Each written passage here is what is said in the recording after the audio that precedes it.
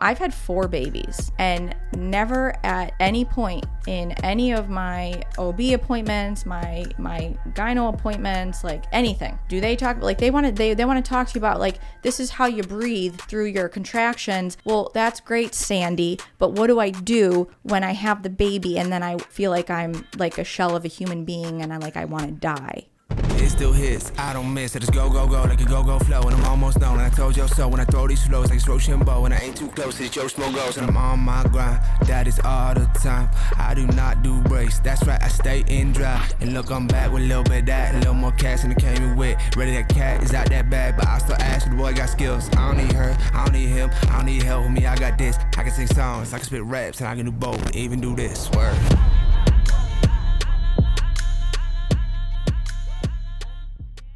This episode is brought to you by Anthracite Pallet Solutions. Need reliable, durable pallets to keep your business moving? At Anthracite Pallet Solutions, we specialize in new and used 48x40 wooden pallets. Whether you're shipping, storing, or stacking, we offer high-quality pallets that keep your operations running smoothly. With our own fleet of trucks and trailers, we deliver on time, every time. And if warehouse space is a concern, our drop trailer services have you covered. From custom orders to large-scale deliveries, we're here to meet your every need with top-notch customer service and unbeatable prices. We're currently shipping within 2 hours of Scranton, Pennsylvania, including Pennsylvania, New York, New Jersey, and Maryland. Call us today at 570-606-9206 or inquire online at anthracitepallet.com and let us handle your pallet solutions. Anthracite Pallet Solutions, built to last, designed to move.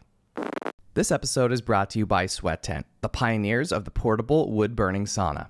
Did you know that using the sauna 3 to 4 times per week could reduce your risk of cardiovascular disease by up to 50% and make you 60% less likely to experience Alzheimer's disease?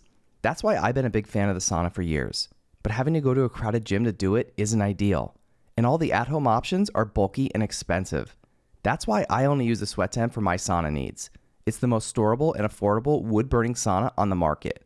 It not only takes minutes to set up, but it can reach 200 degrees Fahrenheit in 30 minutes or less. So whether you're enjoying it yourself in your backyard, with friends, or in need of a reliable sauna on the go, Sweat Tent is your best choice for the most portable, storable, and enjoyable outdoor sauna experience. All On the Stacks listeners will receive $100 off when you use code OTS. Visit sweattent.com today to get $100 off your purchase with code OTS at checkout. Again, that's sweattent.com to get $100 off with code OTS.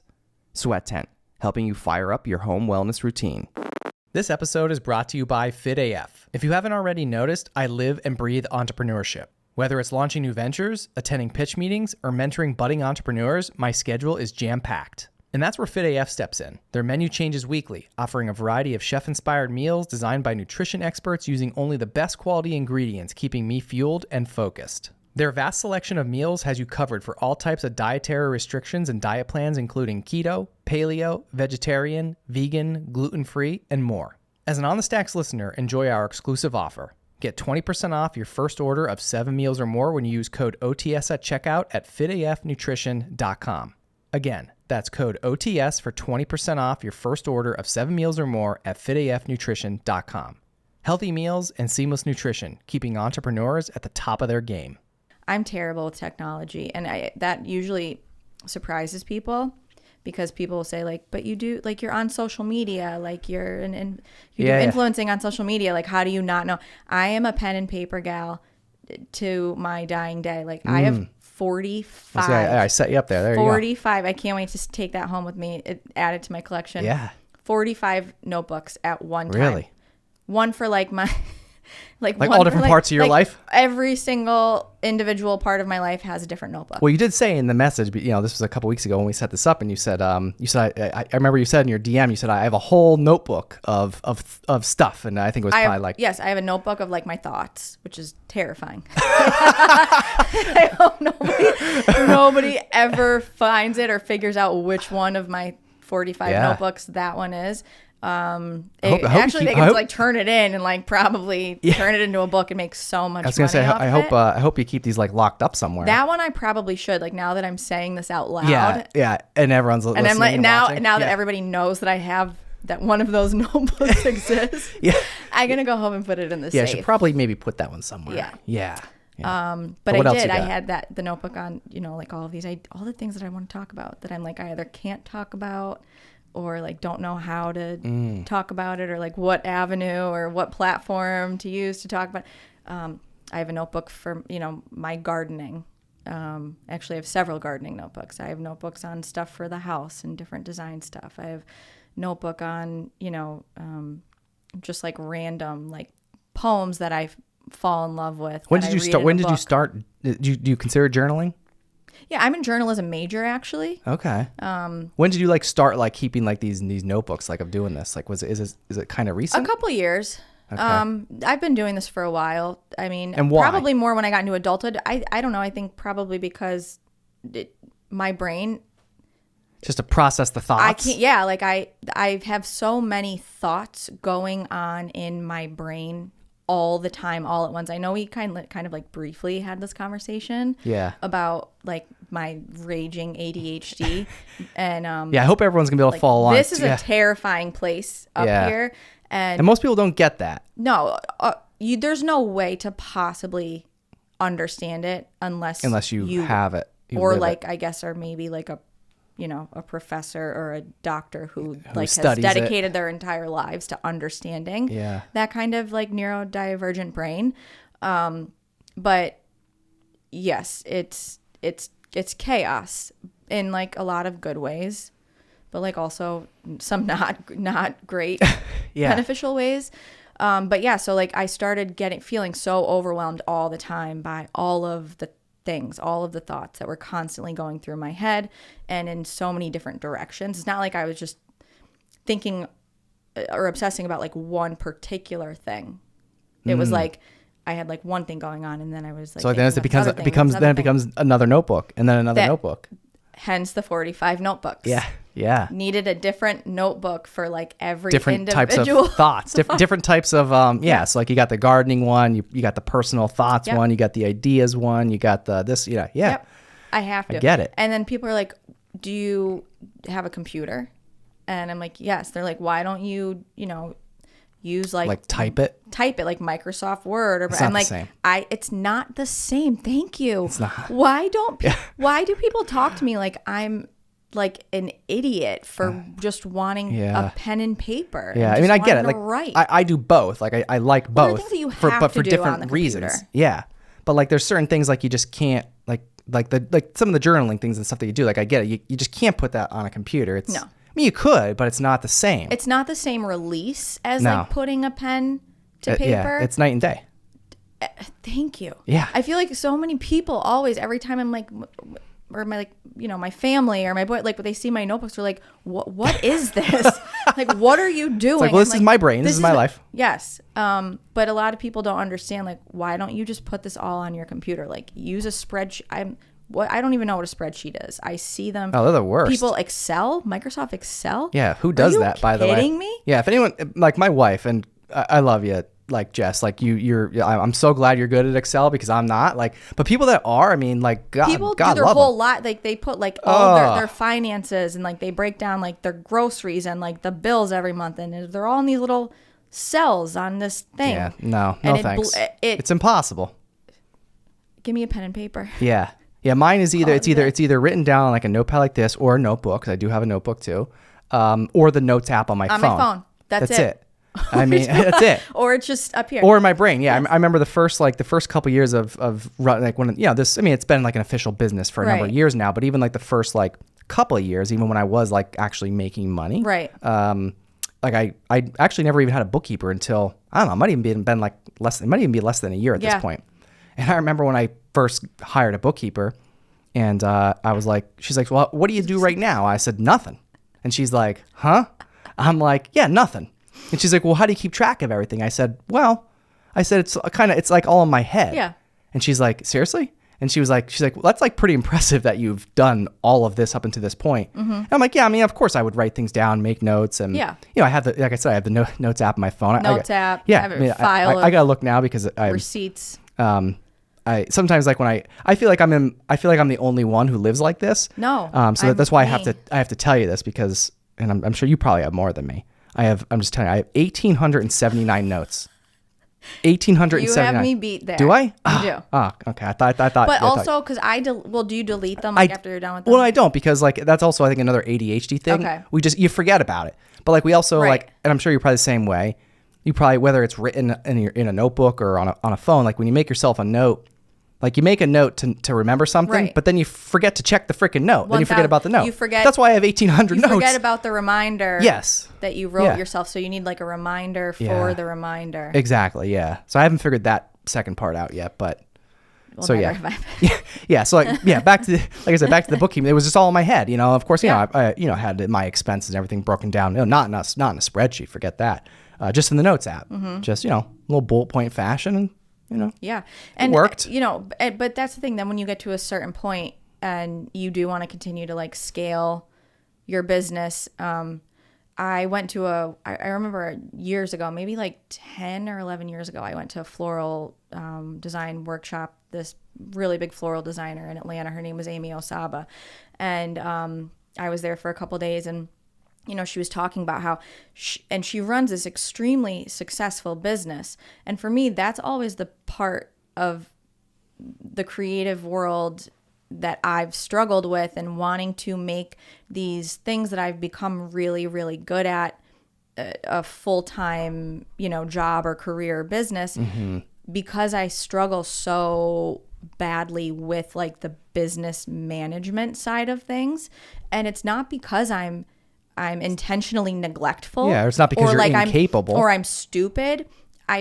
My brain doesn't work in those ways. Like I've tried so hard to like get it to. I feel like I'm talking to myself right now because it doesn't work. Yeah, you're right. And so I remember, she was speaking the one day and talking about how she was the same exact way. And, we started asking her like, how are you such a creative minded, person, but you like run this really successful business, like you're making a ton of money, like everything is like meticulous.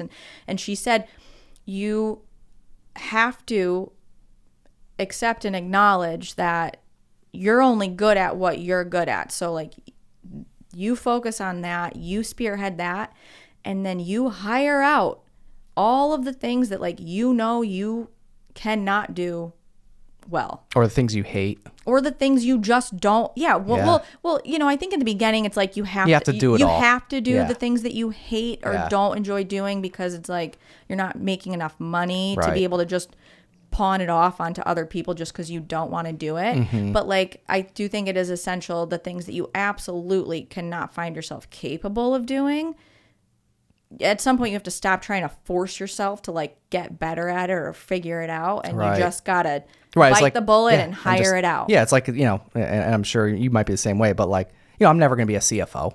You know what I mean? Like that's somebody that I'm gonna hire. You know, because like that's not, again, that's part of the business that like is my least favorite. Right. I don't like it. I'm also not good at it. You know. Could I, if I really, really want to? Yeah. Am I going to be good at it? I'll be okay probably. But like that's not the best use of my time. Well, that's like, the thing too. Company. It's not just about, okay, I'm not really capable of doing it or really good at it, but like you're only one person. Right.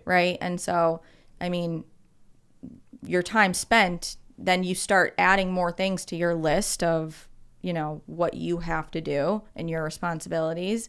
And then, it starts watering down the content side of things. That your creative brain then is having to like only give a certain amount of time to that. And then it's got to like, okay, well now I have to go over here and sit down and do all this business stuff. Like, and it's honestly the one thing that I've struggled with too, even with just something as simple as content creating for social media.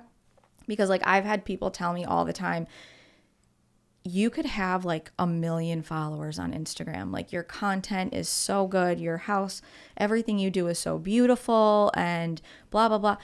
I have such a hard time taking my time away from what I'm doing, because I didn't wake up one day and say I wanted to be a content creator or a influencer on Instagram and the home and garden, niche, whatever. Like I just started doing those things and then posting about it on social media. And like we were talking about, it just was this like organic process that I just started then garnishing followers, and it just kind of grew into that.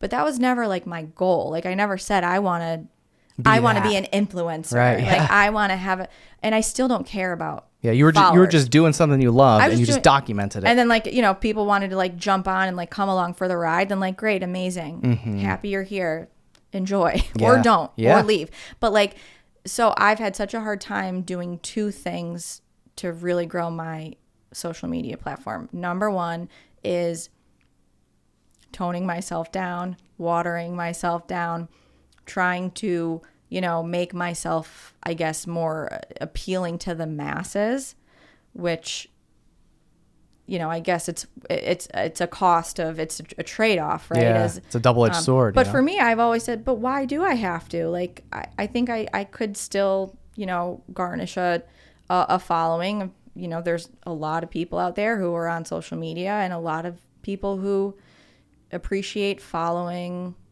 other people who are themselves and who are real. Yeah, because I think there's not a lot of people that could do that or be like that. Like that can actually, when you really sit back and think about it, and I think about this a lot anymore, only because, up until this point, up until maybe not long ago, like not that I wasn't myself ever before, but I feel like over the years, as like this show has evolved and grown, and as like I've grown and the brand, part of me is this brand, right? But it's also like separate from the On the Stacks brand too. Right.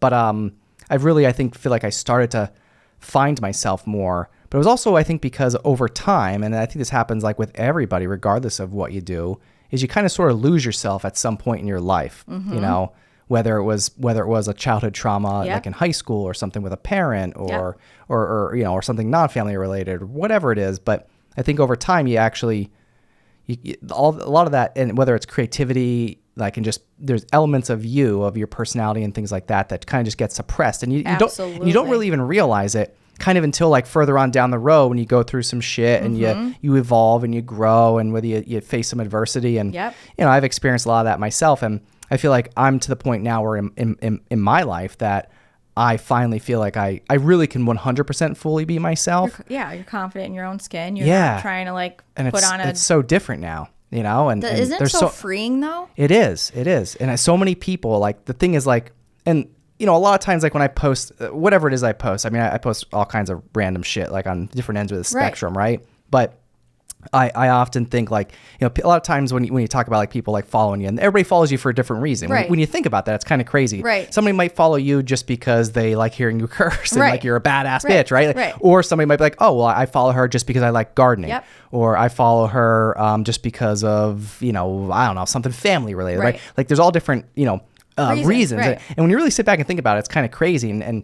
But also I think a lot of people will follow, somebody like you or me or anyone else, because I think there's part of them that sees themselves in you, but they don't really have the confidence to actually be that person. So they live through you. 1,000%. Which is like, it's really crazy when you think about it. And it's sad. I've had so many people say to me, and when I say so many people, I'm talking about people who are influencers in, the same kind of arena that I am, who do have 1 million followers, who have literally, who I've developed relationships with, who have said to me, like, I wish I had the courage to be how you are, and to be able to like share even like a small percentage of what you do, and, be more honest and truthful. And it is in those moments that I feel bad, like, and it does make me think about, that's the trade-off. Like, I don't want that. But also so many women, and like you said, you share everything from like, of course there's the house and the renovations and the gardens and the flowers and the whatever. But like, I also do get really personal and share a lot of my personal life. And I've talked about everything from, my struggle with my son's cancer diagnosis and treatment that, he went through for 3 years. My postpartum depression after I had my youngest son, Carson, and the PMDD that then followed, my struggles with my marriage, and everything that I'm going through now with my divorce. And it's harder sometimes than others to really share some of those things, because it's feeling good when I'm talking about it, like for me getting that weight kind of lifted off my chest. But it is also scary because you don't want people to judge you, like, which I especially people in this area I know do and will. But then when you immediately start getting the response from other people saying like, you have no idea how much this helped me. Like, I've had crazy shit come through my inboxes, like literally people telling me, like, when I, sharing my struggles with my PMDD, women who were talking about like having like suicidal ideations, like would have these crazy thoughts of like, I'm not suicidal, like I'm a happy person. But then I would have these like random periods, during the month where I would like have these ideas of wanting to get in my minivan and like literally just drive it off of a fucking cliff. And I never knew, like, I thought I was crazy. I thought I was going crazy. And people in my life, whether it be my husband or whoever, like gaslighting me, making me feel even crazier. I didn't even know what PMDD was. I didn't either. Know it was a thing. I literally just, as you said it, you said it the third time. I didn't know it was a thing. I didn't know it was a thing until I started struggling with it and literally was like, what the fuck is going on with me right now? Because this is insane. And it's so sad. And it's just another terrible example of how our country is failing women in our country and like women's health. And it's like, this is something that, I've had 4 babies and never at any point in any of my OB appointments, my gyno appointments, like anything, do they talk, like they want to talk to you about like, this is how you breathe through your contractions. Well, that's great, Sandy, but what do I do when I have the baby and then I feel like I'm like a shell of a human being and I want to die? Like, let's talk about that, not about how to through a contraction. Right. And like, it's just a perfect example of like how we're failing. Yeah, they're not focused on the real problems. Right. Like, why aren't we talking like about you breathing through that, like that has to happen. Like, I'll get like through it. My body, yeah. My body, guess what? My body's going to figure it out, because I had one of my pregnancies where it was unplanned, that it was unmedicated. It was a precipitous labor. I'm like lucky I didn't have her in the car on the way to the hospital. She came flying out of me. I didn't have time for like anything, like nothing, no IV, nothing. Your body is gonna take care of itself. Yeah, like we're gonna work through that. And you're gonna have the doctors and the nurses alongside you, telling you and showing you and telling you what to do. Like, but all the other stuff, it's like you said. What my body isn't gonna know what to do is when my mind. Yes. It when gets your mind hijacked, is saying things, yeah. And my mind is doing all these crazy you don't have things, somebody there next to you saying, hey, here's what you do. Right. This is what this is, and here's how we work through this. It's like, and then they just want to like throw a pill at you and call it a day. Right. But so I also didn't know what PMDD was until, like I said, I started experiencing, and it was a cyclical thing that I was experiencing. Like, I would feel fine like 3 weeks out of the month. And then like the week before, my period, I would go into this like black hole of like serious like depression, and my anxiety would skyrocket, and I would like be very like hypersensitive, like to sounds, like people talking. Like I had to like remove myself. Like, I couldn't be bothered by like my kids. Like, I would literally have to tell like my mom or my husband to like keep the kids away from me. Like, I can't, like every little thing would just like trigger me, and like it was a terrible way to live, but I couldn't figure out what was going on. And I started trying to research it, and I pops up, this premenstrual dysphoric disorder. And I was like, I've never heard, I'm, 33 years old and have had 4 kids, and I've never heard of this until Google just told me what it was. Did you like end up going to a doctor? So then I reached out to my doctor and said, this is what I think it is. And, I know doctors hate when patients they always say, don't look online, don't Google but it. But guess what? Nobody else is diagnosing me. Nobody else is doing anything for me. You have to do it yourself. So you have to be your own advocate, unfortunately, with the way that our healthcare system is. It's really sad to say. You have to be your own advocate.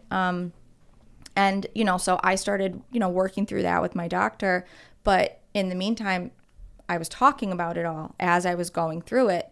And like I said, the response was, so jarring. Like I would just like cry going through some of these messages from these women. And it's so sad when you share things, sad, but also I guess it feels good in a sense to know that you're not alone. But that's the beautiful thing about opening up, and I think being raw and real and honest, regardless of whether it's, good or bad, is then, these people come out and say like, I'm suffering with the same thing, but I had no idea what this was. And I just thought I was insane, or I thought there was something wrong with me. Like I thought I was whatever. And because of you coming out and talking about this, I went to my doctor and I got the help that I needed. And now I'm so much. So like, those are the things that keep me open and keep me sharing what I share. Because there's always going to be the critics. There's always going to be the people, not just the critics, but like the people waiting by in the shadows. Just like they love, they love to see you every chance they get. Oh my God, she's having a bad, she's going through a tough time. They're like, it makes them, which is so sad. It's like, listen, if my misery brings you happiness or peace or comfort or whatever, like, to take it. Yeah. Because like I can't. What a sad existence that must be. Could you imagine? Yeah, I feel bad for those people. Your own happiness or contentness, like hinging on somebody else's misery or failures. Like it's bizarre, isn't it? It is, but so many people. I don't know. There's a lot of people that live that way. A lot. I think there's people. And there's even more. Even people close to you, and and I'm sure you probably have experienced it as well. But like even during hard times and tough times, like you may find out that the person who's supposed to be there for you is really actually working against you the whole time and lying right to your face. 1000%. And it's the people, and that's the worst part. It's not about, you expect, like the the friends peanut of friends. gallery, like whatever. and Who like the cares? people from take it or leave it. Yeah. The people who you thought or you expected would to be stepping up and like support you or be in your corner or whatever. They're the ones pulling the strings behind the freaking curtain. Yeah. Helping try to take you down or keep you down. Yeah. And you don't realize it. Because what? Because why would you? Why think is that going to be your initial thought? Is that these people who are supposed to be supporting you and helping you are either even if they're not maybe trying to help take you down, they're most certainly not doing anything to support you, or they're just talking negatively about you, adding fuel to that fire instead of sticking up for you or having your back. But it does that, I think, again, but those people, I've realized that those people in my life, that is a straight, like, it's an envy thing, not because of what I have. Like, I have genuinely nothing that anybody should want. Like, my life has been, don't get me wrong, I have a beautiful family. I have 4 amazing children, but my life is nothing to be envied. Nothing. Everything that I have, anybody else could very easily have or attain if they changed their mindset. I don't have like whatever. It's not what I have that these people envy or don't like me for. It's my mind. It's my ability to work through things and handle things the way that I do. It just goes so much deeper than, because if they could have gone to the store and bought it, or they could go, then it wouldn't be an issue. But it's that you have something that these people want, but they can attain through money, right? Yeah. Like they can attain And through, they're just not willing to do the and work. they're just not willing to change who they are at the core of themselves, who they are as a person. So they stay miserable and unhappy with who they are, but then they're going to hold that against you because you are a mirror of everything that they wish that they could be, but for whatever reason inside of them, whether it be, you know, their people around them or for work or for whatever, they can't be who they want to be or what they want to be. Oh, 100%. And so they just envy that, like, it's their own insecurities that then come out. And, you know, what you said about, like, you know, people like think they want to be, reminded me, there's this, I don't know what show, what podcast he was on when he said it, but Elon Musk, there was this, I see it all the time on Instagram. He said, I think a lot of people want to be me, but they have no idea what it's like to be me. And they, you know, and then, you know, he asked like a follow-up question. It's like, you know, my brain is a storm. That's what he's like. My mind is a storm. And I think a lot of people think they want to be like this, but they don't. They have no idea. No idea. And, you know, I think a lot of people would look at that and be like, oh, like I get it. But I really feel like people don't. Because like you don't, like, unless you've gone through shit and, you know, obviously there's different levels of all that stuff. But at the same time, like people may look at you and see like your success and this and that. And like, they were like, oh, like I want that. I want to be that. I want to be that. But it's like, but you really don't know what it's like. And it's like, you think you want it, but you probably really don't. Right. You know? And, I agree. yeah, it resonates so much. And like when you were telling a story, it just reminded me that exact, you know, like I said, I just saw that video just the other day and it's so true. And like, it's so true. It's, and again, like at the end of the day, I wouldn't want to live my life any other way than how I were living it. I feel like I have moments or days where I'm like, I wish I wasn't this way. Like, I wish my brain didn't work this way. I wish I didn't feel like I had to make things so complicated sometimes, or could just be happy having like a normal basic life with like a desk job where I just like go in 9 to 5. Like, I don't know how people do that, by the way, first of all. I literally couldn't do it. Like, and people, I think, might look at that and be like, oh, well, you know, some people don't have a choice. Like, no, like I would fail. Like, they would fire me. Yeah, I would lose the job. Quit. or just quit. I would quit, or I would lose the job in a week. Like, I can't do it. And again, that goes back to us saying, like, unless you have this type of brain, it's very hard for people to understand that when you're saying like, no, I can't do that. Yeah. And there are days where I just feel like I wasn't so complicated or complex. I do feel like I'm a very complex individual. And in a lot of really good ways, but also like some ways that I annoy myself sometimes. I feel that, but like, I think other people. I'll be like, "Yo, you think am I bothering you? Guess what? I bet you I am bothering me even more." Yeah. Like, I am so fucking annoyed with myself right now. Like, I can't believe I'm acting like I'm being like this. So annoying. Yeah. So like you just can't get out of your own way. Can't get out.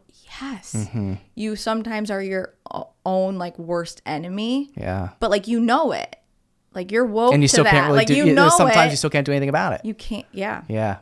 So I do. I have, but I think that's what makes you so great. I think that's what makes. I think that, like, you know, again, like, we don't really know each other, right? You know, we just you know, through social media, but you know, for the time that we've been following each other, and I see your work, and it's incredible, by the way. But thank you. I think that's what I think the complexity of your brain, because I understand it, because I operate like the same way, but I think like that complexity, and you know, whatever you want to call all that, I think that's what makes you so great at what you do, honestly. Well, that's the thing. It's the trade-off though, right? Yeah. Because and that's the part that people don't understand. When they think they want to be you, but you have to deal with the chaos. Yes, you have to deal with that. And people, but they think they want that, but they don't want that. Right. It's not like just, you know, being able to sit down and read a book and figure it out. Like, there are levels to this, and are there people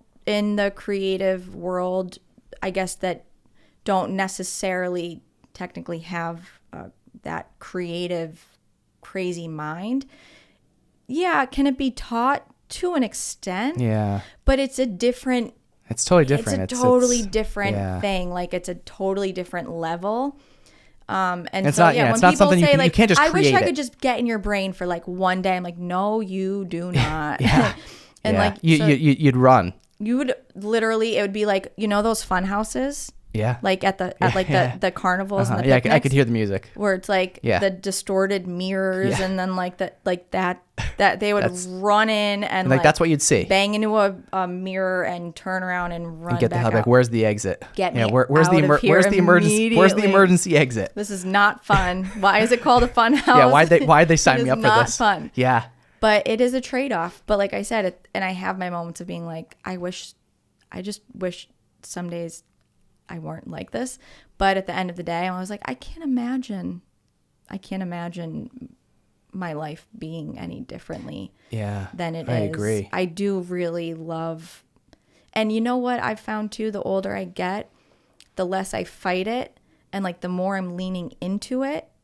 And when you stop fighting it and looking at it as such a roadblock sometimes, or an issue, or like you have whatever. to explain yourself all the time. Well, that's the other fucking really complex part of this. And again, a lot of it you don't realize, I guess, until you get a little bit older. But like it has created a lot of issues for me too, especially with people, like the way that I talk to people and deal with people, and friendships and relationships. Like I've lost so many friends because they thought I was just being like ignoring them, or I wasn't being just this like super active. Like I'm like, I don't even know where my phone is 75% of the time. You think I'm gonna like think to like, oh, let me call them and like FaceTime with them for 40, like I'm not that person. And it's not because I don't love you or I'm, don't want to be a good friend. Like if you called me and you needed something and like there was, it was something like really important, like I would be in the car there, no questions asked, like, where's the body? Like I am that type of friend. Like you get the body, I'll dig the hole. Yeah. But like, am I the type of friend or family member who's always calling and texting, let's hang out, like, and hey, how's it going? How's the baby? And it's not because it's not because you're an asshole. Yeah. It's not because I don't care. It's just not my brain. Like it's not how my brain works. Yeah, I can't wait to send this episode to every single person in my life, because everything you're saying, I mean, I feel like only my wife understands this, obviously, because she's my wife, maybe my mom, but everybody else, I think, doesn't understand this in my life. And like, again, same thing. Like I feel lonely sometimes. It is. It's like isolating. Oh, it is. 100%. And I've struggled with it a lot in my life. I'll say like not really having friends. Yep. And it's not really because sometimes I say I'm a bad friend, but I guess I'm just saying I'm a bad friend because I'm not like that person, exactly what you're saying.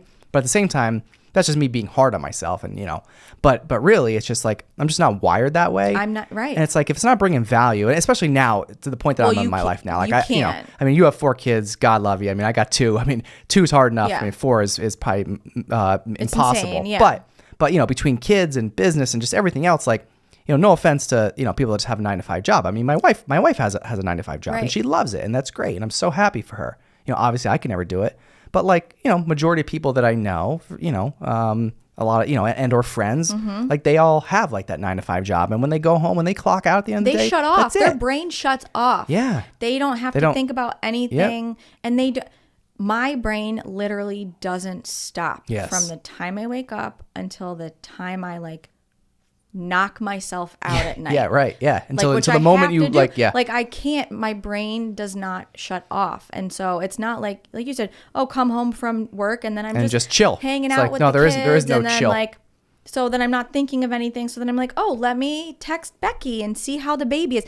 It's not because I don't care. It's just literally because there's just a shit storm. It's just the way it is. Constantly swirling up here that it's just not what I'm thinking about, and it's not because I don't care. It's just, it's been isolating, and it's been, and I understand that now. But like always growing up, now I always had friends, but I was the one person, and I never understood it then. I always floated. Like I never could attach myself to like one set group. So you were like friends with everybody, friends with nobody, right? Yes. That's the way I always explain it. 1000%. And it's not because people didn't like me. I had so many friends, but it's almost like I never had. I mean, I had like a couple friends. Yeah, but you weren't that girl that like hung around with the same 5 girls like forever and still like to this day. Right? Yeah. No, like I still have a couple. Of my best friends from high school. I mean, Yeah, but most people all just stayed like in these groups. They're in clumps. Like, whereas they're just in these little microcosms. You've been able to bounce around between them all. And they used to, and even in college, like I joined a sorority freshman year, but prior to, like, I did summer session at Penn State, so I met a ton of girls before fall semester. I didn't know you were at Penn State. I'm a Penn State too. Oh my really? God! Oh, this just What got year? even better. I graduated 2011. 2010. Okay. Wow. Oh yeah. Damn. Okay. Yeah, we got even Penn more State, in common. Chi Omega. So I went to summer session. Okay. Which was the best summer of my entire life. Yeah. I'm so glad they made me go. But like met a ton of people. And I think people do, I guess the way that most people's minds work is like, okay, I found my crew, like I found my group, and then they like close the doors. Was it not until college that you feel like you really found like your people? Or at No, least at that time?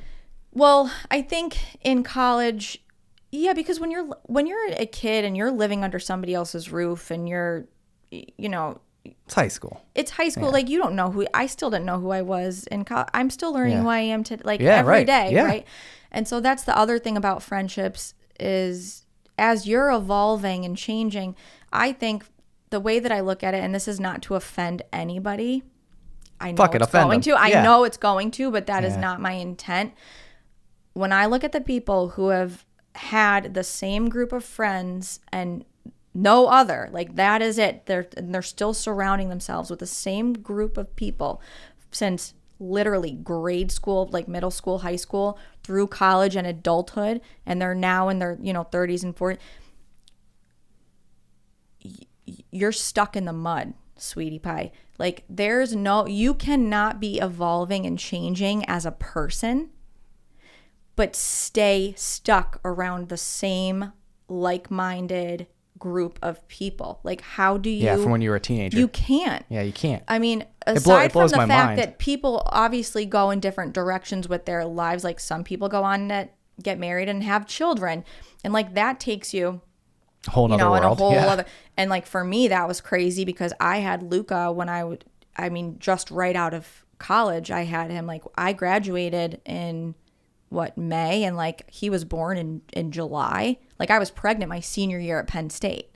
So like my friends are still in like party mode, like, just turned 21, 22, like the life is just beginning.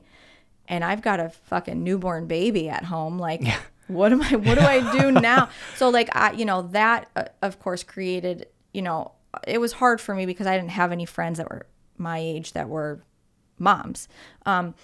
But yeah, going back to like just saying like through college, I mean, I joined a sorority, but I still then my friends, they called me Switzerland because we would have, there are all these other sororities and like it's like catty shit. And like sororities always like beefing with another sorority. Like this one stole my boyfriend. Like this one did this. And like, so it was very like Chi-O, KD, Tri-Del.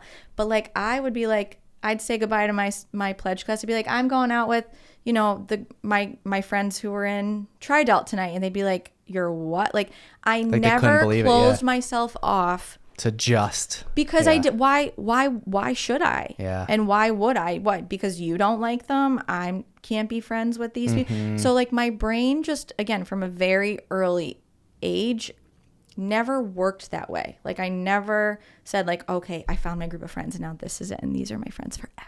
And I first of all, I mean, I'm sure. I'd be like, oh, this person seems really cool. Yeah. I'm gonna go be friends with them now. I don't know if it's the ADHD in me, but like I couldn't even if I wanted to or tried to do that, I would get so bored after like 2 days. Yeah. I'd be like, all right, fuck you guys. I'm going. Well, just like it's like eating the same thing for dinner every night. Mm-hmm. To me. Yeah.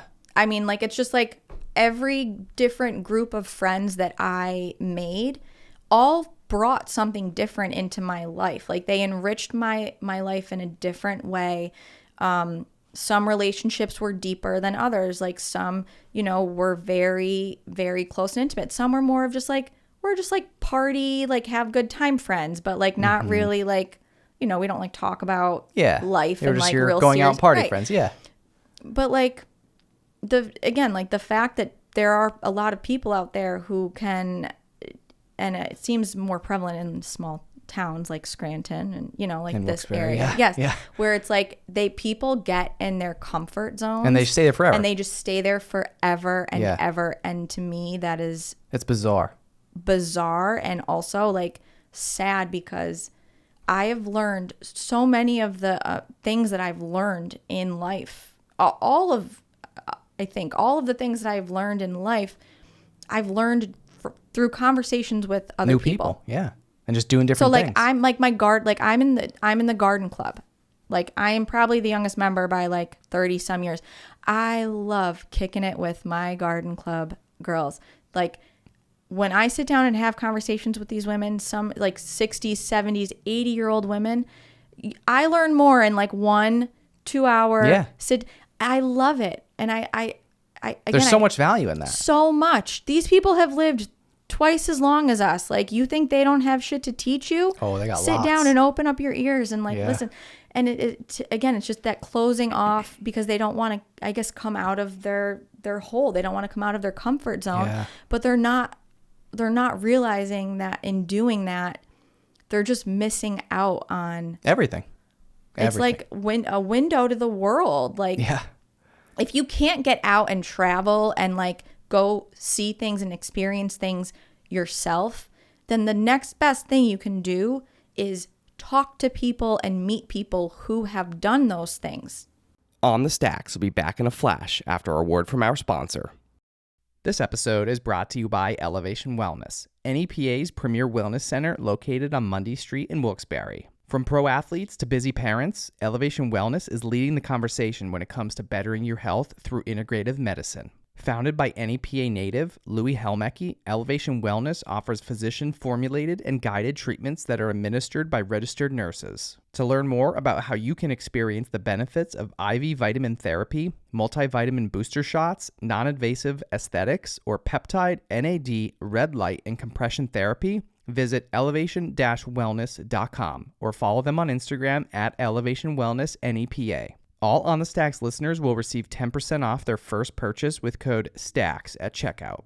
Call 570-762-9400 or visit elevation-wellness.com to book your appointment today. Elevation Wellness, taking your health to new heights.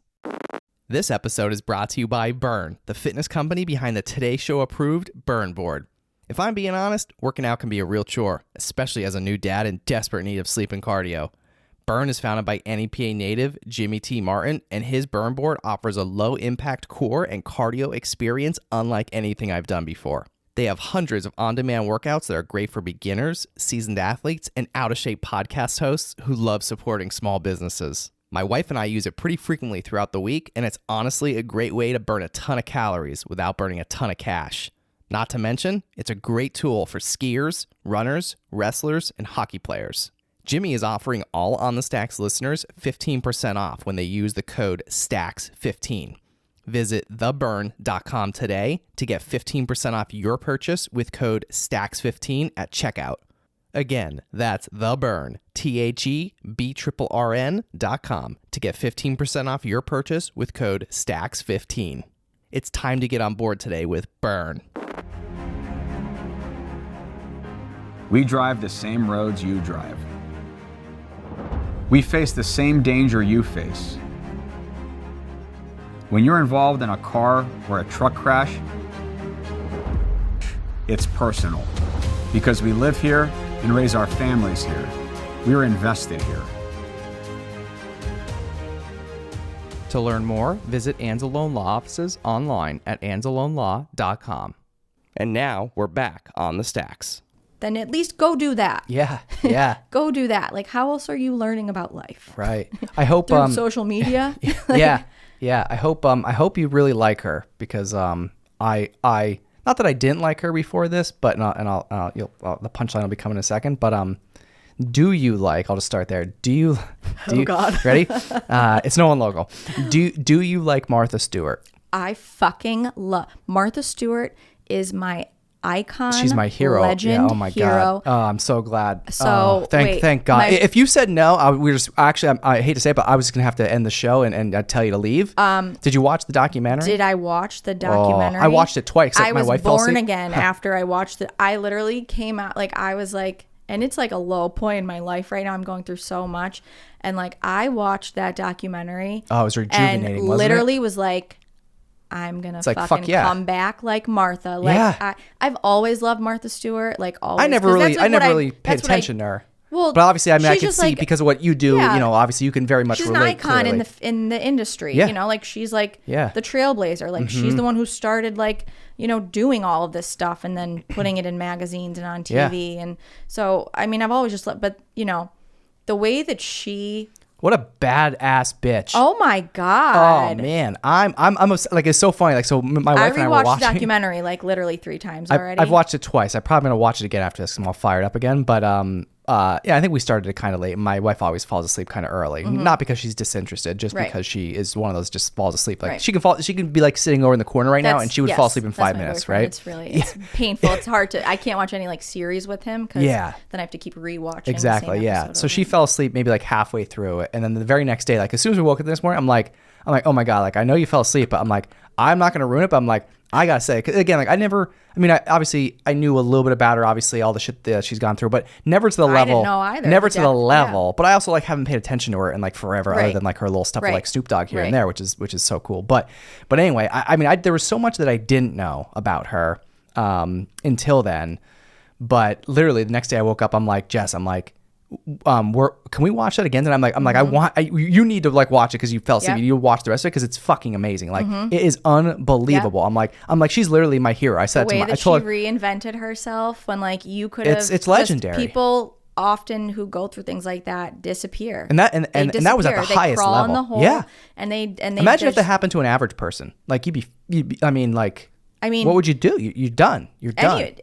Well, anyone. But like, but the for way her that she at that level did to it, come back, like it's. She fucking walked onto set to do an interview in the shawl that her prison friend made for her, and was like, I'm like, yes, yeah. She was out there promoting the knitted things with the way that she just ate it and owned it, and didn't come out being this like, which I'm sure inside was super bitter and, you know, feeling maybe like a little bit like vengeful and like a chip on her shoulder. And fuck Jim Comey, by the way.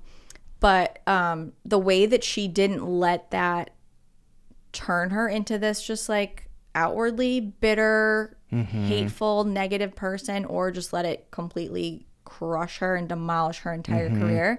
And the way that she came back, and not just came back, but like really came back and reinvented herself. It's unbelievable. And what she's been able to achieve. I was talking about it when I was watching the documentary a couple of weeks ago, and I was talking about it on my stories on Instagram, and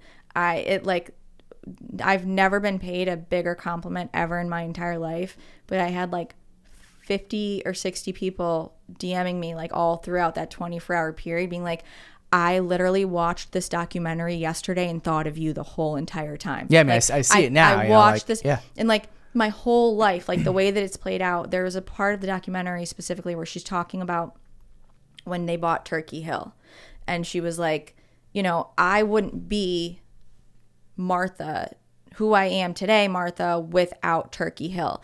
And like that was such a light bulb moment for me, because that's like what I'm going through right now, right? Like I'm mourning the loss of my home and this property that like we bought and I thought was going to be my forever home, and like I was going to have this place forever, and it was going to be everything. It was going to be, you know, my business. It was my, you know, through the gardens and the workshops and the events, and like then having to come to this like abrupt realization that it's not my forever home and I have to relinquish it.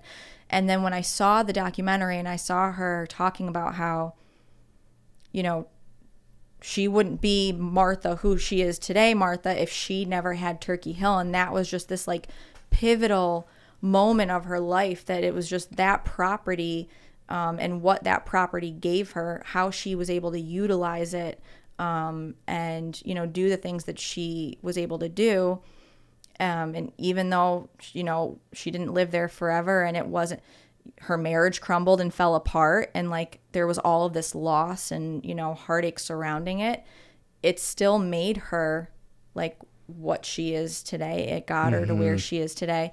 And like I said, that was such a light bulb moment for me, because, you know, having that same mentality of like, this wasn't meant to be my forever home like I thought it was, and like that's okay. It was brought into my life to teach me so many things. Like I'm walking away 3 years later with skill sets that I never thought I would have, or, you know, teach myself how to do. Just so much more knowledge, you know. I mean, the things that I've been able to accomplish at that property in just 3 years' time, like I've never been prouder of anything in my life. And like now having all of that knowledge and those skill sets and being able to take them elsewhere, you know, to further a career in any which one of those things that I decide I want to do. But yeah, so many I mean, she hit so many nails on the head. Like I was in there watching it. My mom was like in the kitchen. She was at my house, and I would just be like screaming. She'd be like, "What's going on?" You're like, "Oh, this is fucking great." This is fucking Martha. Yeah. But yeah, it was. What a gangster she is. She was such a gangster. Oh my God, I love it. And by the way, too, so the roast, the Justin Bieber roast. I don't know about you, but I mean, you probably have been following Martha a lot more than I mean. Like I said, I never really have. I mean, other than just seeing blips and headlines over the years, but I never actually saw the. What do you got here? Martha on the Mantle. My boyfriend got me. Look at that. Martha on the Mantle. That is hilarious. I love that. Isn't that amazing? Oh my God, that is so good. That is so good. Yeah, he brought it to me on Friday. I was like, this is the best gift anybody's ever given me. That's amazing. I'm obsessed with her. I am too now. But yeah, so the what was I saying? Here's the ADHD. Yep. I don't even remember what you were saying. It was something about her the roast. So I never even knew that it existed until I saw it. Oh, in the you didn't? No. Oh my It's like God. I never knew. Like that was the other thing. Like the that was her emerging. Yes, exactly. Yeah. Like I never knew the story of how she like kind of came back and like what got to sparked know Snoop. it. Yes, That's and Snoop, and because they were sitting next to each other, like, and he was laughing his ass off. I mean, I just, it's unbelievable like what she has done, and to get up there on that stage that day. And like that, like, you know, like, you know, I know, you know, like they said in the documentary, like, I didn't know Martha Stewart was funny. Right. You know, like, and neither did I. Right. And honestly, the first, like maybe I don't know, maybe like the first half of the documentary, to be honest, I was like, like in a bad way. I was like, she's a bitch. I don't like her. Well, and then all of a sudden I was like, majority of the country thinking that about you. Right. Yes. And like, that's what she had to endure. Like, I'm talking about you know, jail stuff. Like you see all those interviews and like all the people, the other media people, you know, she just receives so much criticism. Like nobody is this perfect. Like, you know, she just does everything too good, and she makes it look too easy, and it's not that easy. And like she had so many people hated her. Yeah. Like really hated her. And the whole thing was just a sham. She was a just polarizing, because. very polarizing personality, which again, when I was young, like I didn't realize that. My mom always had her on the TV, and like I just knew she like made good food and always looked like really well put together, and seems kind of hoity-toity, right? Like when she's talking, like seems a little a little stuck up, but then you like hear her be like fuck that guy. Like I'm like, yes, I'm like, Martha. Okay, all right. Okay, now we're on the same page. Yeah. She's a human, and that's the problem, you know, you get it's a lot of smoke and mirrors, but like you know, you see people in the public eye, and it's like you forget that these are there's people behind the screen. There's people behind like they're real people, right? Like, you know, and there's so much more to them. And I guess that is why I feel like it is kind of important to stay as authentic as I possibly can on social media, because I think it is important to remind other people that like I'm a human being. Like, I'm not just Right. Yeah. Here to like, I just don't just like make pretty things and like, Yeah, and I mean you perform at like a very high level, and that I kind of think of myself the same way, like, right. Because we're always on, like our brains are always going, I'm always Right. doing something, and I feel like because I perform at such a high level, and also I think that's also intimidating. It's intimidating yeah. to a lot of people, which then brings on, I'll say, like maybe hate and envy Yes, and all that, criticism and yeah, criticism, because yeah. it's like, again, like it's I forget, I saw it somewhere, but it's basically the concept of you look at like some of the highest performing individuals, and I think this one actually might have been about a football team, a college football team, and like the coach got criticized for like they said he was like too hard and everybody, this and this and that, okay, and his response was, no, I'm not. He goes, we just have a standard, and it's up here. Right. Why would we lower the standard to? Because it's making you uncomfortable. Exactly. Right. Yeah, and it's the same thing. Like it's kind of the same concept of, Why am I going to slow down? Yeah, right. Like I perform at this certain moving level. too fast for you? Like, and it's yeah. like, and if other people around that want to be part of the team or are part of the team or whatever it is, can't keep up and operate. It's like, it's not that I'm an asshole, and it's not that I'm being a dick or I'm being rude to you. It's just like, hey, we've outgrown. It's not working. Yeah, it's just not working. And it's like, and it's, again, like, why would I lower my standards? And, some people may look at it as perfectionism. And to be honest, is there some there? For sure. I'm not going to lie. But at the same time, it's just, I just have a higher standard because I perform at such a higher and different level than I Right. feel like most people do. Right. And to the average person, that's very intimidating. Right. And I'm not, nowadays I'm like, I'm not going to apologize for it. You can't apologize. Right. Yeah, because like, what am I going to do? It's just going to harm me. Again, this is literally just the way my brain works. Like, trust me, there are days where I wish I could just slow down and shut off and be like, you're not going to work today. You're going to just have a nice, relaxing Just chill. day. Yeah, that lasts Just for 5 kick minutes, back. right? Literally 5 minutes, maybe 10. Yeah. It never, ever works. It's just how my brain Mm-hmm. operates, and my body follows suit. So Yeah. it's not me trying to be, this like, because people look at that and think like that's unrealistic. yeah, right. It's Yeah. unrealistic. Uh-huh. It's not. Yeah. I'm doing it. Right. And this is It's just the way it goes. Just the way it goes. It's just the way we operate. Right. Yeah. And so like, I don't know what to tell you. Like, Yeah. I'm not doing it to show off. I'm not doing Right. it to for any other reason. It's just, one up anyone. Yeah, I'm just or, doing like, it. It's just what I do. Just leave me alone. This is Like, this is the pace I move right. at. This is Yeah, just like you do you. I'm just doing me. every day. People would, and again, I think a lot of it was not, there was no malintent, but I would have so many people, especially when I was working on the gardens and doing things at the I mean, that was actually psychotic. Like the rate at which I dug out ground with my bare hands and a shovel, like I had no machinery or equipment whatsoever. wild. Like I dug out with a mini anvil shovel and my hands beds to accommodate like thousands of perennials and rose bushes and dahlias and like all these other plants. And I did it in like 2 seasons. And I get that that's crazy. Like, I'm the first one to say, like, this is insane. I know. Yeah. And people would message me all the time and be like, you need to slow down. Like, you need to not like, okay, I get it. I know. But like, it's easier said than done. Yes. And especially when I go into, survival mode kind of, or if I'm like going through it, struggling, going through a tough time, I double down, which is like really insane. Yeah. Because then it's literally the only thing that keeps it keeps you going. me going. Yep. And like keeps my, my body feeling like it's not going to just like collapse and die, is to keep moving, which I get to most people, they would think like the opposite. Like, oh, if you feel like you're like, you need to rest. I'm like, no, I need to keep going or else I'm going to die. Yeah. Yeah. I mean, it's like, and it's when I feel like I'm getting I'm just getting stagnant, then I'm just, to me, it feels like I'm going backwards. Yep. Like I can't do that. Like it's so much. And I agree. know my mom watches all these episodes, by the way. So like she, at this point of the show, like right now, she'll have already have texted me for sure, probably. Cause she'll be like, she says to me all the time, she calls me Billy, right?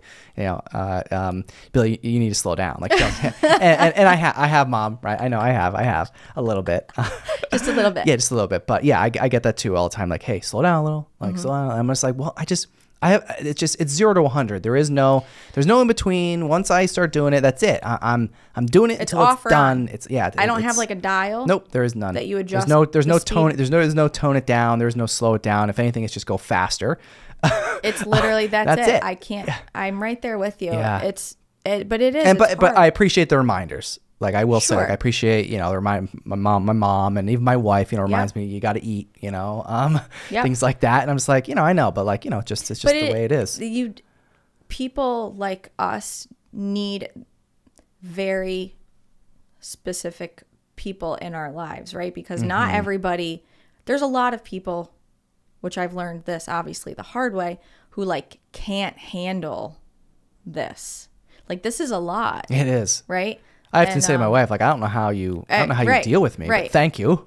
But there are people out there who are wonderful and amazing and who they can't understand from our perspective, but are at least empathetic and enough to and emotionally mature enough to be able to try to put themselves in your position and try to understand and at least work with you and not be just so judgmental and like, you have to change or you have to do this or else. But because that was that was like my I guess biggest thing with my, not the biggest thing, but like on my end of things was he always wanting me to or telling me like I need to change or do things differently or stop doing so much or whatever. And like he never tried to understand.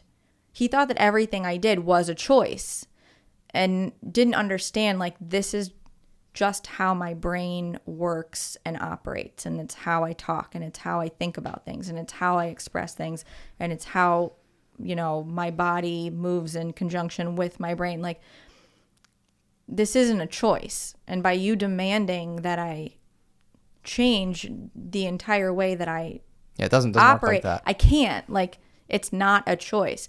But then he would say, well, it is a choice, and you're just choosing. Like so, it is really important to make sure that the people who are in your life, especially if it's like a significant other or a spouse or a boyfriend or girlfriend, whatever, they really fully grasp and understand what it is like when they come into it, and like know that they can work with it. It's not because here's the thing, I really do think like when you come in, like your wife comes, like she probably like helps enable you in a lot of good ways, and instead of, I felt like my ex spent so much time fighting against who I was and like wanting me to like change who I was instead of encouraging and just trying to those adapt parts and adapt and like turn it, like, because there's so much of these types of brains that can be used for such good. Yeah. Right. And there's so much power and talk about many things. Suppress. Remember, I think it just reminded me back to the beginning. I think when we first kind of started, I said like something about like there's parts of you or me like that. I feel like they've been suppressed, and like now like you're starting to like you found it, it's coming out, whatever. But there's still people that's your full potential when until you have to be able to be all in, right?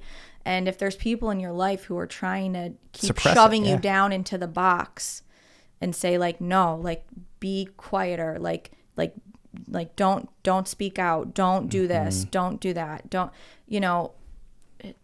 it's almost like they're making it worse because you're trying to change into someone or something that you literally physically can't be. And then you're unhappy, and then they're going to be even more unhappy. But so I think again, dealing with people with like neurodivergent brains like us, it's so important to have people in our lives who see the positives there and want to help encourage and also like pick up, like I was saying, from a business perspective, right? Like, okay, so what you're good at and you hire out the rest. Well, it's the same thing in a partnership, right? So like having somebody come in and say like, okay, I get that like you're super scatterbrained and like you're, you're a million things going on at one time, and like this is what you're really good at, but this is what you're not good at, and like coming in and like helping pick up the slack with the things that you know and that they know are not your, you know, forte maybe. Right. Like, and again, working in tandem and in a partnership rather than working against it. Like, it's like night and day with like my boyfriend now. Like, he comes in, like I like tendencies drive him like crazy sometimes. Yes, he never makes me feel bad about them. He'll like, you know, make fun of me or like laugh at me. You know, he'll bring me back down to earth a lot of times. He'll have to like, you know, snap, you know, like, oh, Tori, come on, like, let's go. I'm like, wait, what'd you say? What'd you say? She's like, are you listening? I'm like, wait, what?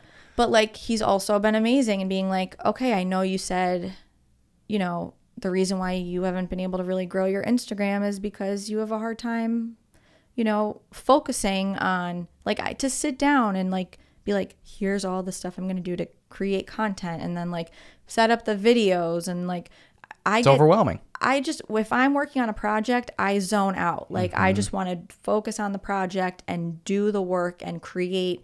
And like it ruins it for me to have to then keep like breaking. Yeah. To like turn and be like, okay, now I have to like change the angle of this camera, or like now I have to stop and do this, or I have to like talk people through things. I'm like, this is stupid.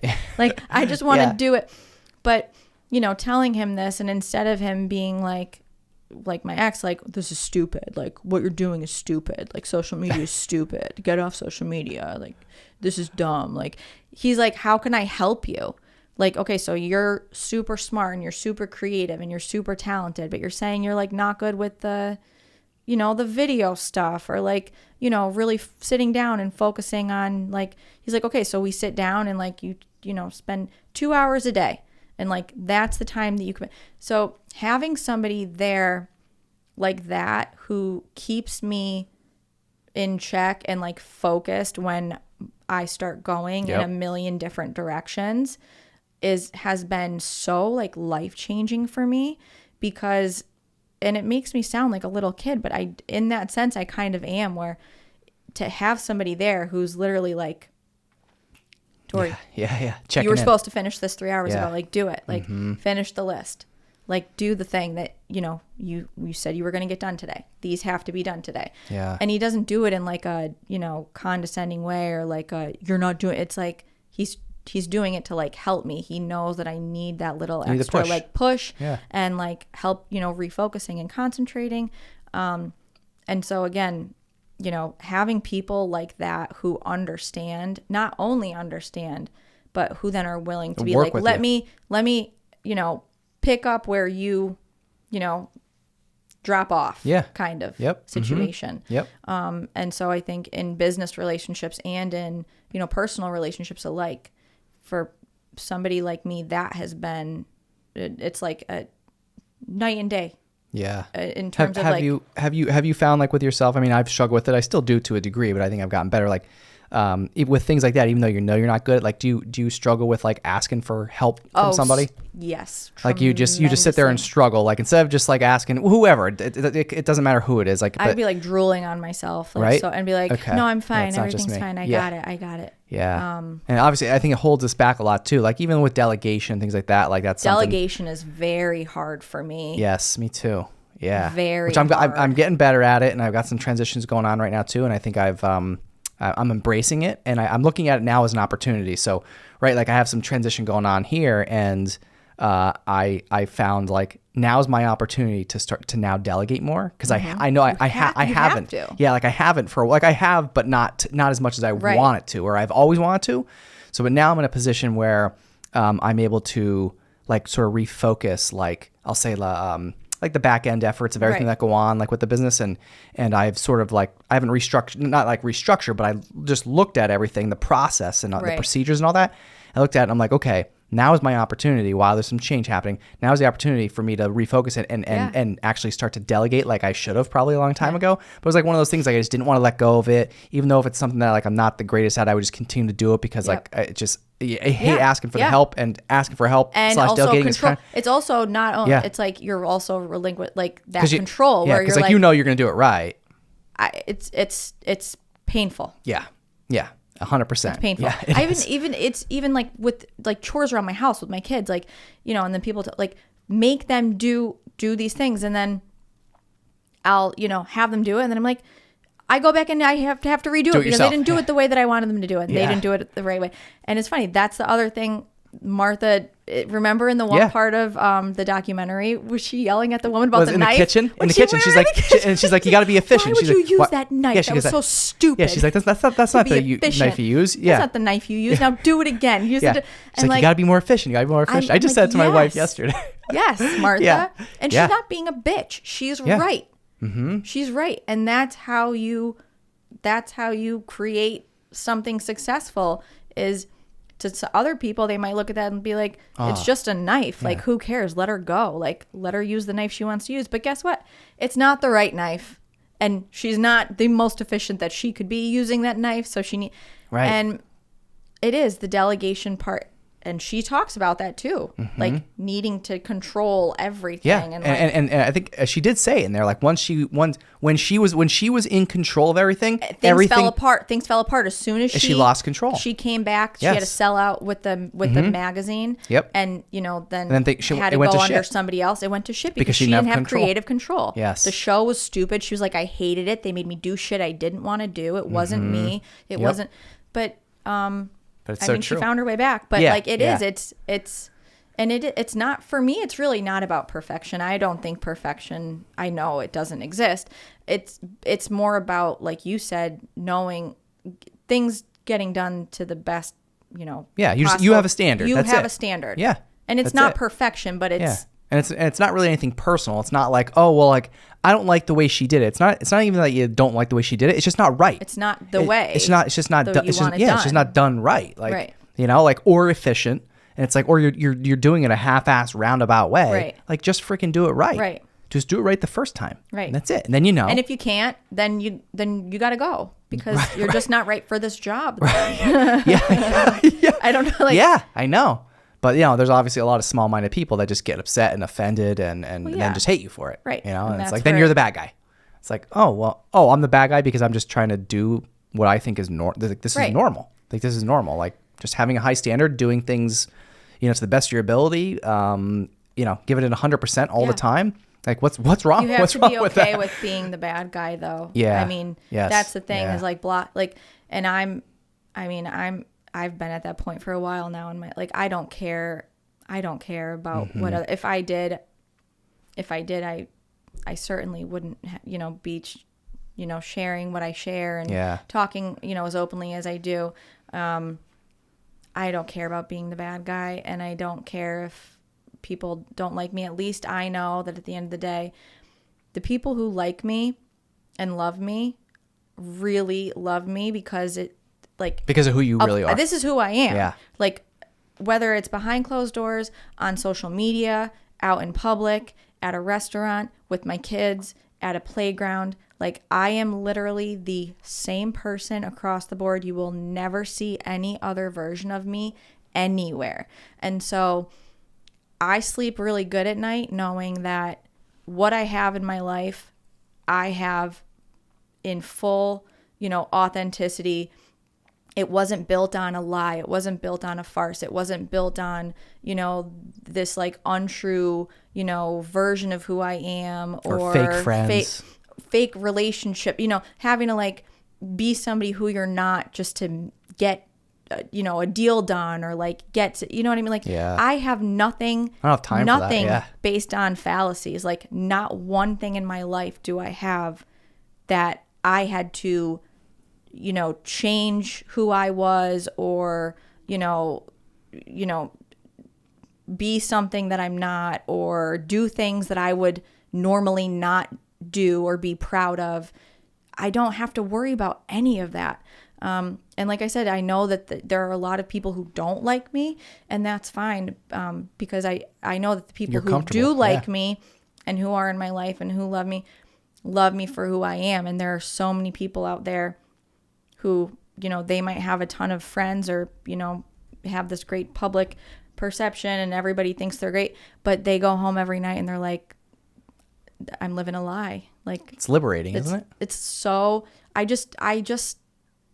there's nothing about my life that, I mean, there's a lot of like stressors obviously and like a lot, but like there's no part of my life that I look at and feel like anxiety about in terms of like there's there's nothing to uncover. There's nothing there's no skeletons in my closet. Like there's nothing that anybody could find about me, could hear about me that like hell, I'll tell you. That you want to know? Well, I'll tell you right now. Ask me me the question. I'll tell you. Like, and you'll hear it from me. There's nothing to hide. Yeah. There's no one to hide. And like that feels so liberating. It feels so good. Mm-hmm.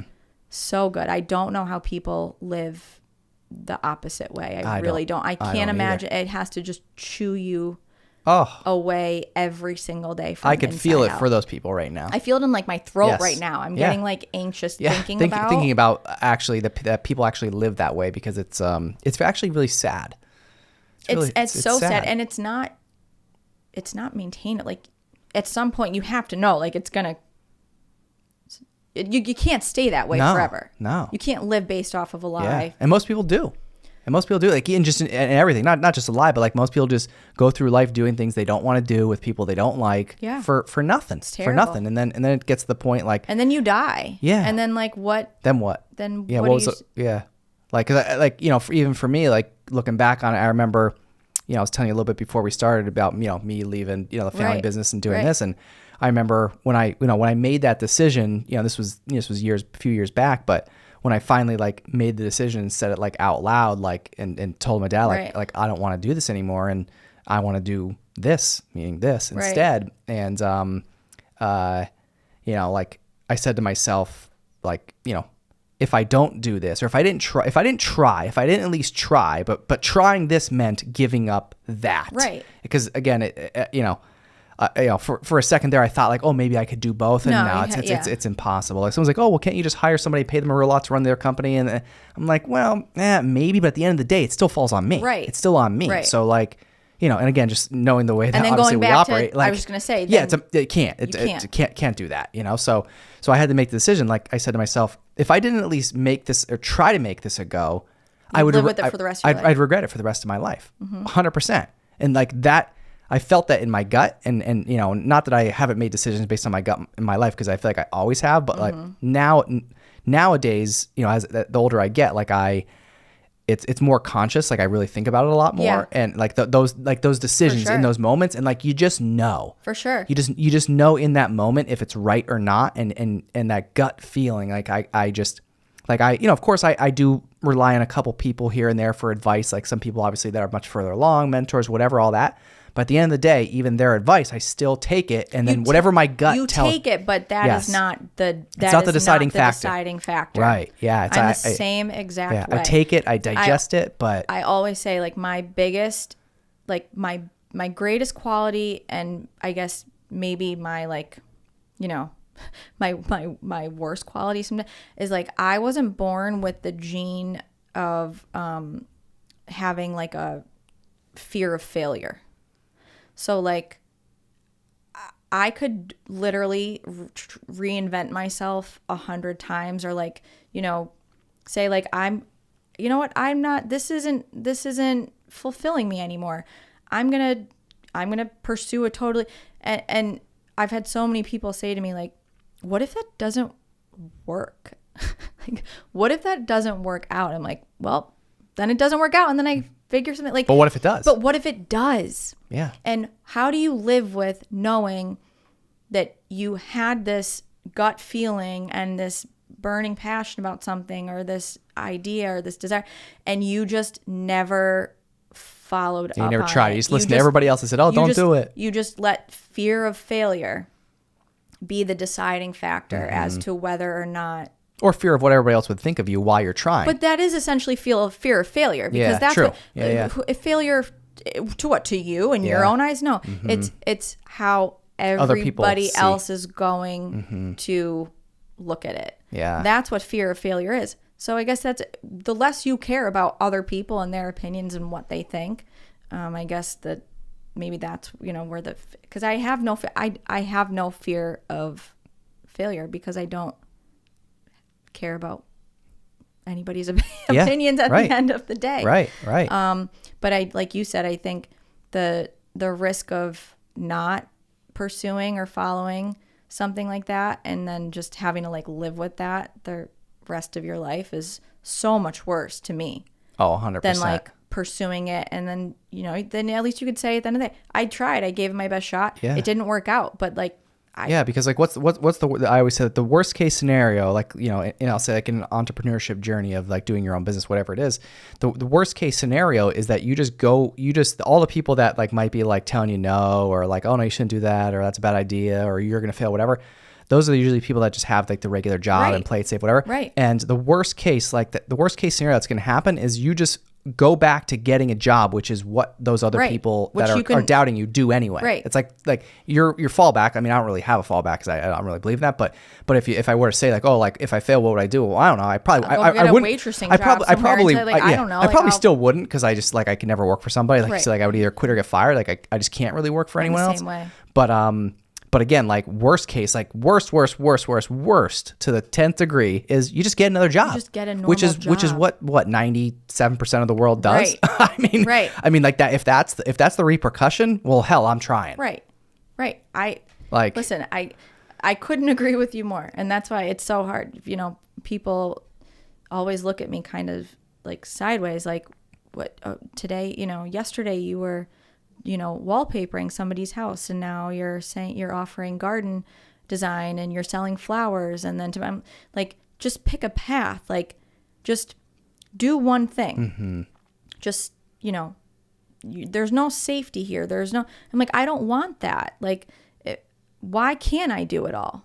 Yeah. Why can't I do interior design and, you know, do millwork and wallpapering for people, and, you know, hold gardening workshops and grow flowers and, you know, to cut and sell to people, and to like, why do I have to fit into this one little box? Right.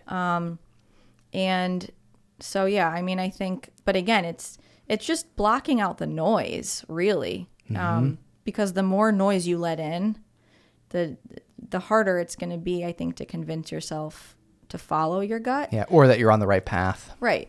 Yeah. So like you said, like, you know, you take people's opinions or advice into consideration, certain people's, but you have to block a lot of the other noise out and, you know, just chalk it up for what it is. But then ultimately you have to, that deciding factor has to be your gut instinct. It can't be. Yeah, always. Yeah. So what's next for you? Oh God. I mean, I really, you know, I don't know. I mean, you know, I'm going to be buying a new house. So my focus right now is on that. And I guess I am kind of right now at this like crossroads of having to decide, like, as I'm just saying, like, why do I have to decide what I want to be and stick to it? Yeah. But like, I do have to really but you have a little pivot moment here. Decide like where I really want to lean in. Like, do I want to lean in more on the social media, like influencer, you know, that kind of pathway, and try to make that more of a living? Because everything that I've been doing is just little side, you know, good money like on the side. But I didn't need any of those things to sustain me or my children, you know. But like now that I'm on my own, it's like not that I have to give everything else up and just pick like one thing to do, but I do need to decide on like what's going to be my primary focus, and then what is just going to be like hobby stuff on the side, like right. And so it's like, do I hone in more on the, you know, the interior design and the, you know, that kind of stuff locally, or do I do the, you know, the internet, you know, social media stuff, and, you know, so I guess I'm kind of at that crossroads right now, just trying to figure out what's going to be most beneficial to me, you know, not just financially, but also with my time, you know, with having 4 kids and like, you know, a lot going on. But I will always be in this creative place. Like, I'm never going to not be doing something where I'm creating, growing, making something beautiful. You know, the new house will be exciting because this is, like I said, I get to flex my creative muscles again, which like, I finished the last house like so quickly, because I just like wanted to be done. I wanted it to be comfortable, and then started running out of projects. So I'm like really excited to be, you know, with like a fresh mindset and a fresh set of eyes, come into this new house and be able to do some things that I'm going to be able to showcase how, even from just the house that I'm in now, how my eye and, you know, my talent in terms of design and decorating has just continued to evolve and become better. So I'm excited to do that. And I said I'm giving myself like the winter to just like kind of get resituated and resettled.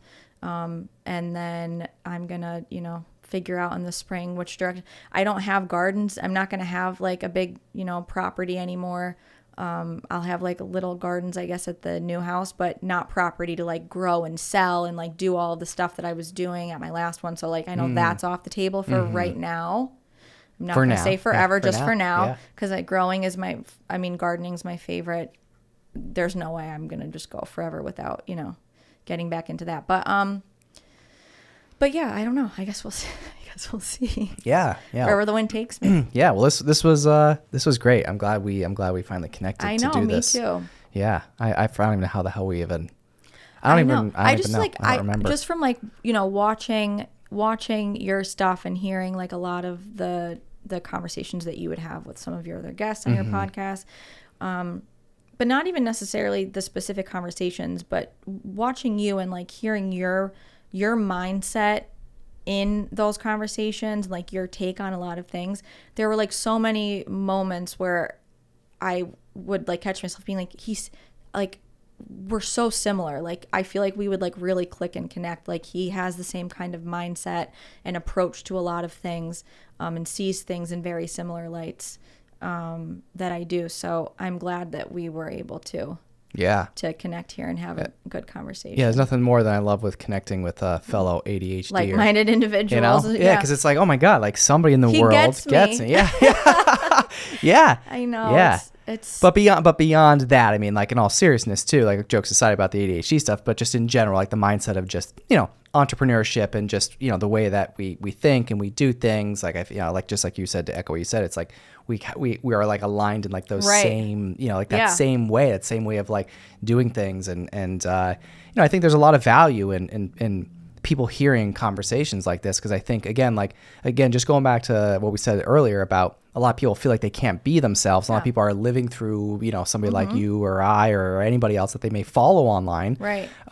Because maybe they don't have the courage enough. And I think by, you know, people like us having these conversations and sharing these stories and telling, you know, sharing like how we got here, what we did, what we didn't did, what worked, what didn't, good, bad, and different, all the above.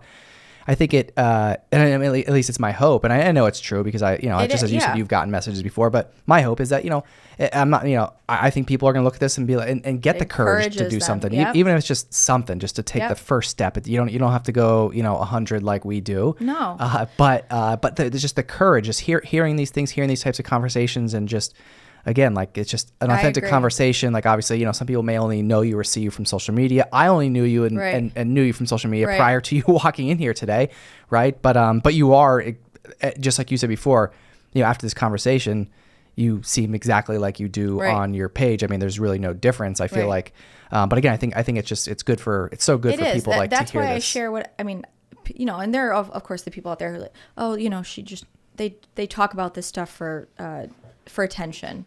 You know, she's sharing this. I don't need attention from strangers on the internet. Yeah, like please. I have kids who are obsessed with me. Yeah. Like just unfollow me. I really don't like, care. I could get attention in a million different ways if I want to. I don't have to like trauma dump or like you. Share my I do it because I want to help other people. I want other people to feel seen and heard and feel human connection is like, to me, it's just it's it's one of the greatest, you know, segues into like, I mean, so much of what I've learned in my entire life and so many of the things that have pushed me in the directions that I've been pushed in are through either conversations that I've had with other human beings or reading books by other people like Viktor Frankl and like, you know, Glennon Doyle. Like, it doesn't matter who it is. It's like hearing words, hearing these people's experiences and then how they took them and applied them and learned from them and like, you know, the outcome. Like, this is so important. These conversations are so important. And not just for us. Like, do we benefit from them? Yes. Like, this is super cathartic and like, you know, I love, again, just connecting with other but like for other people who haven't had those light bulb moments yet, right? Like this all could it be takes is like life-changing. one conversation or them to hear one thing and be like, change their life. Yeah. You know, and so screw the people who think that, you know, it's inappropriate to, you know, openly talk about or share personal experiences or get deep with, you know, things that shouldn't be shared. But like a lot of these conversations really fucking help a lot of people. I've been on the receiving end of that. So if I'm in a position to do the same and share, you know, my life experiences or, you know, whatever with other people and can help other people through that sharing, then like, hell Why yeah. not? Yeah. So if anyone wants to connect with you, find you online, where do they need to go? I mean, you know, Instagram is pretty much the catch-all, the primary. Yeah. Not big on like TikTok or anything like that, but I'm on Instagram at Tori Donahue Home, and everything from, you know, home, garden, DIY, trauma, all of it, relationships, bag it all divorce, up. It's all, lawyers. Yeah, we just talk about a little bit of everything. I call my Instagram account. I say it's like a Chinese buffet. Okay. Because, like, you know how you go and, like, you get Chinese food, but then, like, they randomly have, they like, have, that one sidebar that's, like, pizza and then, like, wings, but then they have, like, crab legs sometimes. And there's, like, a salad bar. And, like, you know, it's like you can still kind of get a little bit of everything. Little bit of everything, kind of. Yeah. So, yeah, it's not just one very particular type of Yeah. cuisine. Yeah, and if you don't like it, there is an unfollow button. You know, in case you can just turn around and walk out. Right. Yeah, in case anyone is unaware, for, you know, the people that keep watching all my content, I see you. Thank you. Well, there are a lot of them that hit the unfollow button, but still punch your name in and search. Or they got profile. the friend, like, you know, you could tell who you can always tell who like that one outlier friend is who like still follows you just to like report back to everybody else. Yeah. Oh, it's real. Yeah. It's real. Oh, I know. And we all know who you are. And we guys, know who you are. So we know exactly who you are. Stop pretending like you're fooling everybody, because like we see you. But thanks for the engagement and everything. It does help. It helps the algorithm. Actually, what they don't realize is like people be like, I'm not going to follow them to give them the follow, but then they'll like just come and watch the content. Like, it actually really helps my engagement numbers to show Instagram that I'm getting a lot of non-follower engagement with my account. Yeah. So thank you so much. It's wonderful for my numbers. Yeah. Well, this was great. It was great. It was great. It was great finally meeting you, and looking forward to. I hope we'll be able to, you know, do it again soon. I was just you took the words out of my mouth. I was gonna say I can't wait to see like where where you land next, and I'll be following your journey and definitely have to have you back on. Oh, for sure. I mean, I feel like we barely scratched the surface. Barely. There's so much. Barely. And I hope everybody that's watching didn't get too overwhelmed with our ADHD conversations. I was just thinking that I'm like, I hope this. I hope we were. I don't know if we were. I mean, I feel like it was on track, but again, I mean, I think we only maybe lost like our place a couple times. I think so. Yeah, but whatever. If you didn't like it, fuck whatever. off. It is what it is. Yeah. This is what it's like to be an ADHD brain.